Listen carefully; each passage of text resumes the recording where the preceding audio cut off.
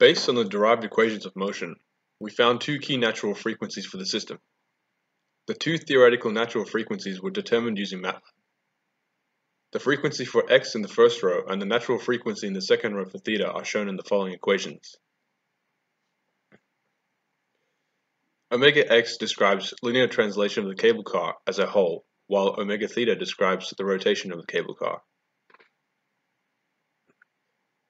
For the sake of this project, the simulation of this system was simplified by considering the cable as a discrete rather than a continuous system. However, in real-world scenarios, omega x will require additional information such as tension of the cable supporting the cable car, Young's modulus, and the second moment of area. In addition, the initial conditions of the cable were assumed to be a pin-to-pin connection.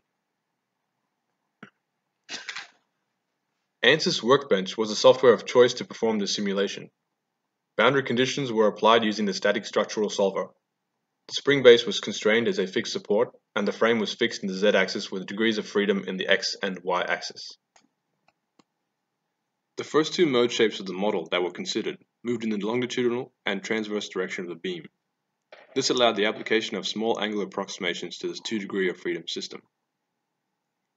The simulation was done for two spring cases.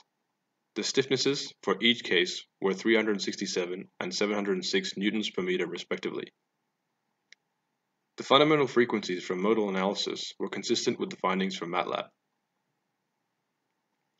As shown, Mode 1 and Mode 2 are the most significant because they are most likely to occur due to the loading and movement of passengers. Mode 3, 4, and subsequent modes occur due to external or environmental factors, for example wind, which affects the pitch and yaw of the cable car as well as slight precession. From this experiment, the occurrence of the cable car exhibiting higher modes before reaching resonance is highly improbable, and does not have a significant impact on the system. Harmonic analysis was used to evaluate the velocity of the pendulum. In the range of 1 to 90 Hz, the ANSYS simulations show that the velocity of the cable car was highest when a natural frequency was applied. This can be observed from the peaks shown. The velocity peaks out at Mode 2, causing the pendulum to sway vigorously.